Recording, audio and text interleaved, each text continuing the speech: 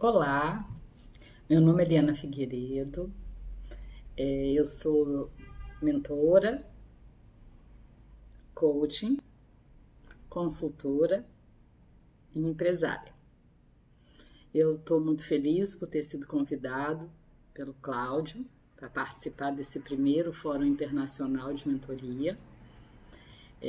Cláudio Brito, eu tive a oportunidade de estar com ele em Londres, né? Em fevereiro de 2019, participei da formação internacional de mentoria e liderança. E quando ele fez o convite, né, me desafiou a estar aqui com vocês, eu fiquei bastante grata pela oportunidade. Então, o desafio meu aqui é trazer uma contribuição, né, em relação ao tema liderando equipes em tempos de desafio. Esse momento é um tempo de desafio, né? As empresas, elas vivem, né, vários momentos, mas como esse, com a dimensão, né, com as limitações, com tudo aquilo que circundou a questão do coronavírus, a gente realmente está tendo a grande oportunidade de vivenciar e de fazer parte de um momento histórico, onde cada um de nós, que somos líderes, que somos pessoas que conduzem processos, equipes, podem fazer toda a diferença. Se a gente pensar sob o ponto de vista dos grandes desafios que esse momento, traz, por um lado, um grande desafio é encontrar soluções, novas possibilidades, novas oportunidades, é ter que se reinventar dentro de um mercado que se apresenta com características diferentes do que a gente estava acostumado. E por outro lado, a gente precisa manter a nossa equipe motivada, engajada, com uma crença positiva mediante a tudo que vai ser necessário se desenvolver dentro desse novo ambiente. Essas duas coisas, elas não são dissociadas. E é exatamente, com a intenção de trazer a conexão dessas duas coisas que veio a minha fala planejada para vocês. Tá? Aqui no Espírito Santo, eu sou de Vitória, eu tenho uma atuação que me permite intervir, conectar, com algumas histórias empresariais, tá? E eu vou trazer um pouco, de 4 dessas histórias, de como é que 4 líderes, atuaram ou vêm atuando mediante esse cenário, para buscar contribuição, dentro do processo de cada um de vocês, para buscar, uma oportunidade de reflexão, ou quem sabe até identificação, de algumas alternativas para uso. Para basear um pouco, essa nossa conversa, eu vou lançar mão assim de duas linhas de contribuição na área de desenvolvimento humano. Um deles especificamente, no desenvolvimento de equipes, que é a abordagem que o Patrick Lencioni faz no livro que ele publicou, que são os 5 desafios da equipe. E uma outra abordagem complementar é a grande contribuição que a Virginia Satir, trouxe, essa psicoterapeuta oriunda, originalmente dentro dessa linha de terapia familiar, mas que deu base e contribuição para PNL e que hoje tem sido revisitado, e é bastante oportuna, a contribuição dela dentro desse momento que a gente vive, que é um momento que tende a nos levar ao estresse. Assim, dentro da lógica, da abordagem do Patrick Lencioni, ele propõe que para que eu consiga construir uma equipe com alto desempenho, É preciso que haja consolidação dentro dessa equipe, na relação dessa equipe com o seu líder, de alguns aspectos. E a base de tudo é a confiança. Ele faz uma proposição de pirâmide onde a confiança é a base, aonde quando eu sinto confiança em ser eu mesmo, em colocar as minhas dúvidas, as minhas fragilidades, as minhas dificuldades perante ao grupo, isso dá espaço para que eu me sinta mais acolhido, para que eu me sinta mais respeitado, para que eu traga para o outro algumas dificuldades e com isso a contribuição do outro possa me suprir. E essa confiança também ela vai para uma dimensão que é a confiança de que tudo aquilo que é tratado, tudo aquilo que é exposto, tudo aquilo que é revelado, acaba sendo algo para a construção e não para a destruição. A destruição, melhor dizendo. Porque se uma equipe não tiver uma conexão de confiança entre os pares, é uma equipe que não consegue evoluir. E o Patrick ele vai fazendo uma contribuição mostrando que a partir do momento que eu tenho a confiança entre as pessoas, eu posso viver uma experiência bastante positiva no que se refere a conflitos. Conflitos que podem permitir com que, mediante a ideias divergentes, exposições a respeito das ideias, sem nenhuma preocupação em fazê-lo, que a discussão seja muito mais produtiva, que as soluções sejam muito mais efetivas, pelo fato das todas as contribuições estarem sendo colocadas na mesa.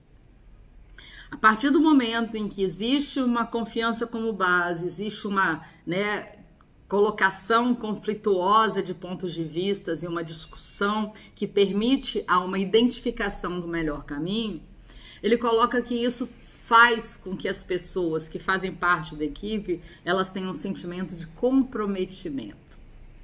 Esse comprometimento com aquilo que foi estabelecido, aquilo que foi acordado, comprometimento, engajamento na busca das ações para gerarem resultado. E a partir do momento em que as pessoas se comprometem, as pessoas realmente elas atuam na busca de objetivos comuns, a questão da responsabilidade de cada um na busca do resultado do todo aumenta. E aí a responsabilidade vem como o quarto nível, para que ao final a gente consiga consolidar resultados com desempenho, com desempenho que sejam superiores, que sejam cada vez mais possibilitadores de um bom posicionamento no mercado. Mas ao mesmo tempo, dentro de um momento aí, totalmente diferente, onde muitas das vezes, para algumas atividades de negócio, inclusive a atuação, a comercialização, muitas das vezes a produção esteja restrito, como pensar em gerar desempenho se muitas das vezes os processos estão paralisados? Aí vem a grande contribuição que a Virginia Satir nos traz, a princípio dentro dessa abordagem que eu estou trazendo agora, porque a contribuição dela é muito maior do que somente isso, tá? Ela faz uma análise relacionada a como é que as pessoas se colocam, reagem, se comportam em um momento de estresse. E aí, dependendo do como é que a gente lida com o estresse, isso pode contribuir negativamente para a manutenção de um sentimento não muito favorável, pode contribuir para algumas sensações que podem levar à depressão, que podem levar ao desânimo e que podem levar para o líder, e ele é espelho na condução das ações junto à sua equipe, a uma mensagem de esmorecimento. Então, assim, a Virginia Satir fala que muitas das vezes o nosso piloto automático, na nossa reação natural mediante a estresse, podem surgir, né, algumas posturas. Ela fala de forças universais. Tem gente que lida com estresse buscando acusar o outro, o ambiente, né, toda aquela circunstância. Então, uma pessoa acusadora, ela bota no locus externo, né, todas as questões para buscar minimizar, às vezes até um sentimento de responsabilização, ou da necessidade de buscar caminhos. Uma outra postura que a Virgínia fala é a postura do apaziguador, que é justamente o oposto. São pessoas que, ao invés, né, de terem uma postura acusatória, elas acabam trazendo para si a responsabilidade, né, trazendo para si uma vitimização, trazendo para si algumas questões que, do ponto de vista de resolutividade, num momento desafiante, não contribuem para a busca de soluções.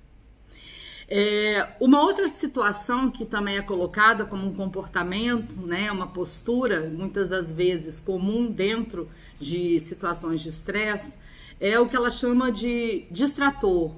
Né? São pessoas que muitas das vezes negam a realidade, né? Buscam se ocupar ou se distrair com outras questões para não lidar, né, com a realidade de fato. E lidar com a realidade é importante para que a gente encontre caminhos. E finalmente uma outra questão que ela coloca também como sendo geradora de risco, né, é quando se tem uma postura de você como, né, um computadorzinho fazer de conta, né, que a rotina continua a mesma, você vai e continua no automático, né, também negando, né, a realidade que está posta.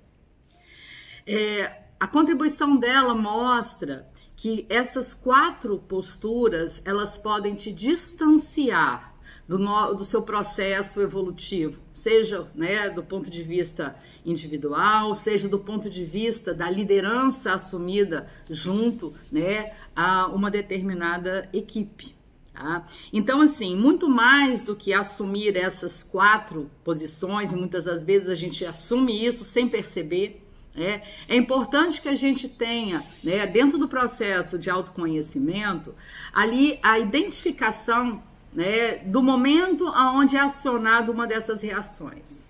Para a gente poder negociar com a gente mesmo e dialogar internamente, né, conosco, no sentido de buscar qual é a melhor forma de lidar com a circunstância, principalmente em relação ao estresse. Ela propõe que a gente saia, né, de uma postura acusatória ou de uma postura de negação para uma postura mais assertiva, uma postura mais consciente. A gente precisa buscar, né, o que ela chama do guerreiro pacífico. E quem é esse guerreiro pacífico? Como é que isso se enquadra dentro da figura de liderança? O guerreiro pacífico é aquele que busca enxergar os fatos, buscando identificar, não sozinho, mas junto com os seus, quais são caminhos possíveis. Então eu vejo, neste momento desafiante, que essa circunstância possibilita que dentro do papel de liderança sejam revistos, alguns conceitos, alguns princípios utilizados, alguns paradigmas e alguns modelos. Como construir um modelo de liderança que permite com que você tanto busque identificar, né, caminhos mediante a esse novo desafio, quanto também inspirar e manter dentro da sua equipe pessoas conectadas, pessoas que estejam com a crença positiva de que a contribuição e a ação delas faz sentido. Então, eu tenho lido muito a respeito e tenho buscado muito a respeito disso. E essa minha busca tem, né, como eu falei, do ponto de vista, né, literário, algumas fontes, mas do ponto de vista da aplicação do mercado, né, também tem muitas contribuições que eu tenho tido ao me conectar com alguns empresários que estão vivendo essa realidade. Eu atuo, né, com intervenções organizacionais e em especial vou trazer aqui, né, 4 situações vividas, né, por empreendedores, por líderes, né, mediante a esse novo cenário. Vou trazer aqui a situação inicialmente, né, de uma empresa que atua no segmento, né, de comercialização em shoppings, né, uma empresária que é franqueada da Multicoisas, que do dia para a noite viu, né, o cessar de qualquer possibilidade de comercialização, porque as 2 lojas que ela possui, elas estão situadas em shoppings. Então, a princípio, isso pode ser, né, uma situação desesperadora. E aí, como líder, ela pegou essa situação como uma oportunidade. Primeiro, de se aproximar mais ainda da sua equipe, de trazer para a equipe um desafio de aprimoramento, né, de conhecimentos, ofertou, né, via virtualidade algumas soluções que poderiam ampliar o conhecimento e a habilidade deles dentro das suas funções. Propôs uma ação coletiva de organização do ambiente, fizeram limpeza, conferência de estoque, mudança de layout, identificação de formas de, né, arrumação do espaço, né, para quando, né, as pessoas voltassem a comprar. E uma coisa bem legal é que todo esse movimento, né, trouxe como resultado pessoas que estavam felizes por estar ali contribuindo. Os depoimentos que ela falou, que ao final, na reunião que eles fizeram, aonde ela presenteou cada um deles, né, com um item da própria loja, tá? Foi muito positivo. Trago também aqui a experiência, né, que está sendo vivida por um empresário que tem 2 unidades, eles têm, são 2 sócios, né, eu conheço os 2, eles têm 2 restaurantes, né? Um restaurante que já está há mais de 7 anos aqui no mercado capixaba, é um restaurante bastante conhecido, um restaurante argentino. Os 2 são estrangeiros, né?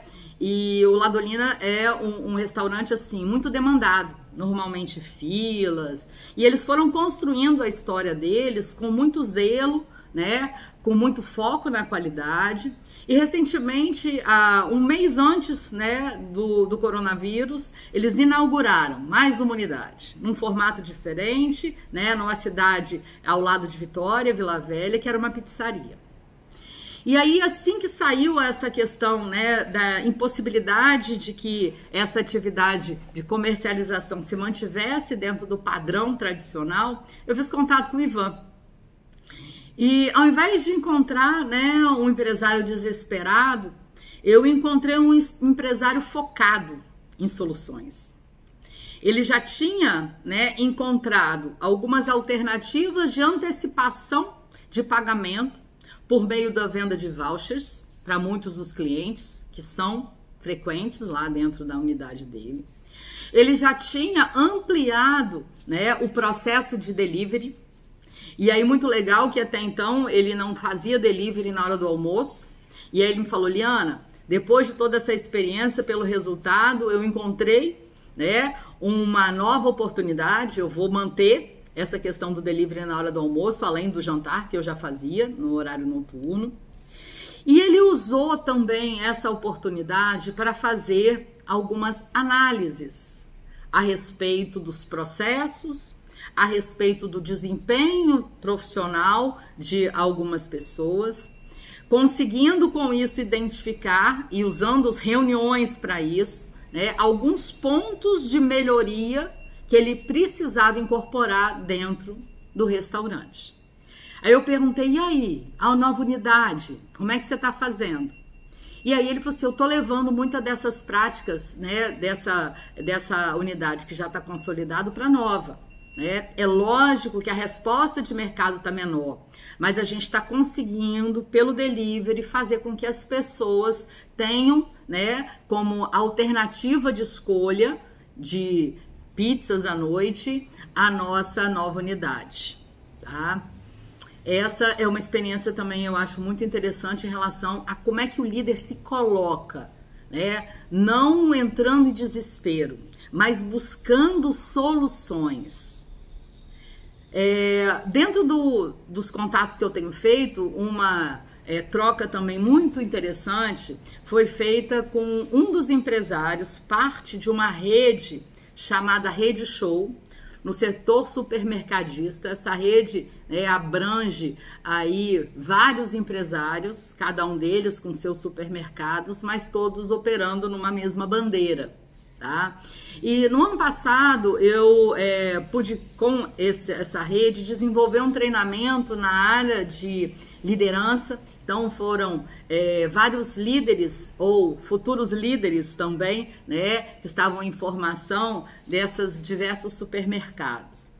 E dentro dessa rede, que também vivencia esse momento de diferença, né, de como atender. No caso dele é diferente porque os supermercados continuam abertos, mas ele precisou trabalhar o fortalecimento, né, da equipe, o encorajamento da equipe e o significado para cada um deles, né, de estar ali servindo as pessoas que estão com inúmeras restrições, dando condições delas acessarem, né, tudo aquilo que elas precisam para suas necessidades básicas. Então, ele me mandou uns vídeos que mostram de que maneira, em cada dia, né, eles startam o novo desafio. Tá vendo uma preocupação, com a questão do álcool gel, com a questão da higiene, com a questão das máscaras, mas a felicidade de cada um deles por terem entendido que eles estão sendo cada vez mais úteis para a população, faz toda a diferença. E finalmente, um outro empresário, o Zelber, ele junto com o irmão dele, o Jaquilei, eles empreendem uma empresa, uma indústria, né, no segmento de plástico. Eles fazem embalagens, e o carro-chefe sempre foi, garrafinhas que atendiam, por exemplo, brindes, que atendiam, algumas coisas na área fitness. E aí, essa empresa, ela nesse momento, ela conseguiu identificar que ela tinha toda a estrutura para gerar, a produção de algo que estava sendo essencial, que eram garrafinhas de álcool gel. Então, com esse posicionamento rápido e com essa informação rápida dada ao mercado deles, eles aumentaram, quase que dobraram os pedidos em relação a este produto. E aí eles estão operando hoje em 3 turnos. E muitas das vezes, em função da capacidade produtiva, eles estão fazendo até análise de investimentos em novos equipamentos. E é interessante porque essas equipes, elas estão tão conectadas também, com a importância, daquilo que eles estão fazendo para essa manutenção de pessoas mais distantes do risco de contaminação. E uma outra ação que ele me falou, que ele começou a adotar, é uma maior autonomia e empoderamento em relação a cada membro da equipe.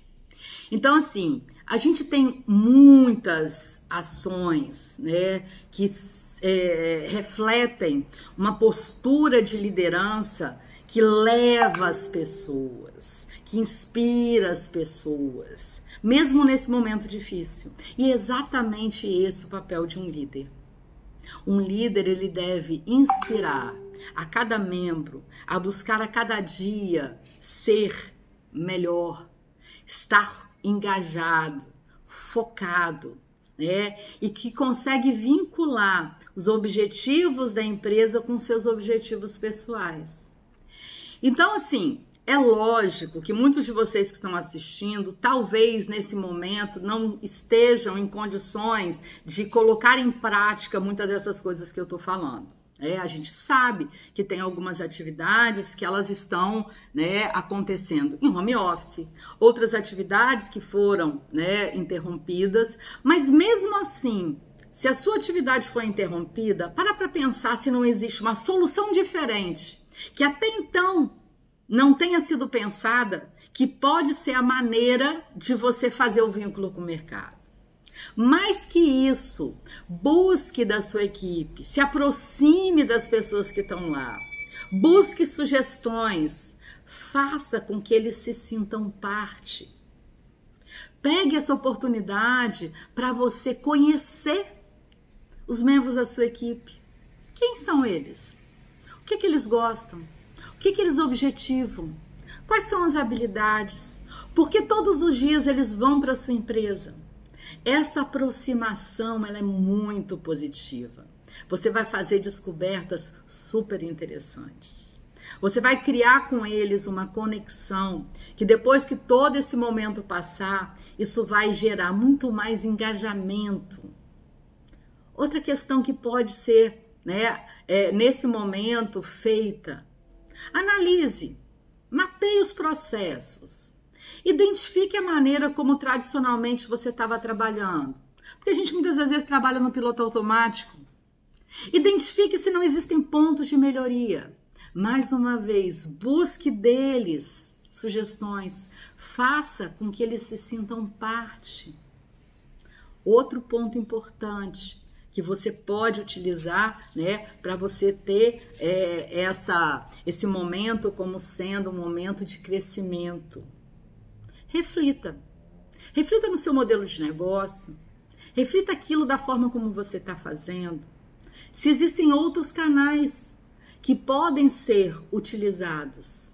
São tantas as situações onde pessoas da área, por exemplo, né, de gráfica, perceberam que tem equipamento que pode ser utilizado de alguma forma para fazer máscara.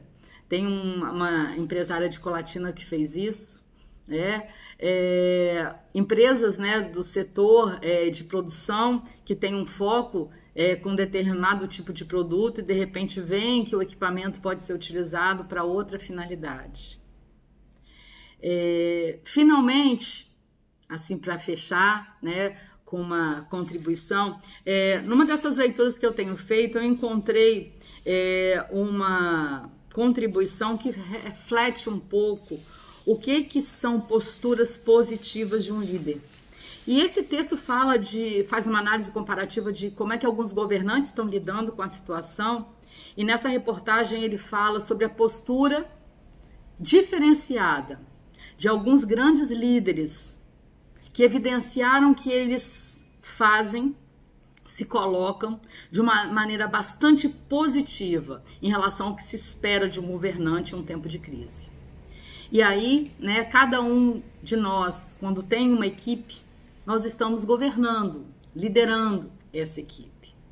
Então, é muito positivo no momento onde surge uma dificuldade, primeiro, que eu seja assertivo, que eu fale sem rodeios, que eu fale dos sentimentos, que eu me coloque como igual, que eu coloque minhas preocupações, mas não no sentido de desespero, mas no sentido de revelar, mais ainda, né, que ali tem uma pessoa que, como todos eles, tem vivido algo que nunca antes foi experimentado. Isso tudo é essencial. Falar. Outra questão, a questão da empatia, a questão do exemplo. A gente se colocar no lugar do outro, ou poder ter a dimensão de como o outro se sente. Eu me colocar como exemplo, né? E aí esse exemplo, na medida em que o líder, né, ele tem a verdade, ele traz seguidores para que as pessoas, muitas das vezes, inclusive, mudem sua forma de agir, sua forma de posicionar-se. E por último, sempre muita dignidade. Então, nessa reportagem falava sobre esses 3 pontos que eu acho que também são essenciais para cada líder. E para fechar, né, aqui a minha contribuição, né, citando a Virginia Satir, ela faz uma colocação que eu acho muito oportuna nesse momento. Muitas das vezes a gente vive, né, questões desafiantes, questões estressantes. E o problema não é a questão em si, não é a situação em si, porque a questão que se apresenta raramente é o problema. O que pode ser o problema? A forma como eu lido com essa questão. Desejo para que cada um de vocês, líderes, encontrem uma maneira positiva de lidar com esse desafio. E essa maneira positiva é na crença de que ao finalizar essa vivência que todos estamos experimentando, que nós possamos sair como pessoas melhores, mais humanizadas, mais conectadas, por termos mergulhado em nossos negócios, em nossas equipes, em nossa história. Agradeço aí ao Cláudio por esse momento e o carinho, né, enorme que eu tenho pela Global Mentoring, que me trouxe muitas ferramentas e possibilidades. E agora, né, este convite muito especial. Obrigada, Cláudio. Obrigada, Global Mentoring.